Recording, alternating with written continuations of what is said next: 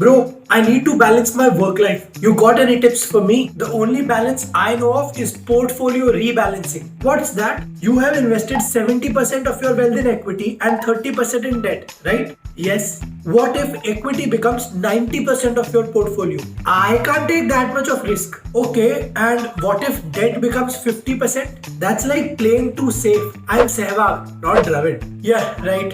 What happens if your portfolio becomes much riskier than when you started? भाई सीधा सीधा बोलेगा. Okay, so this is why portfolio rebalancing is so important.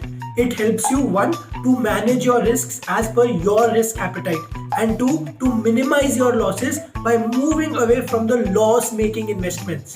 So how often should I do that?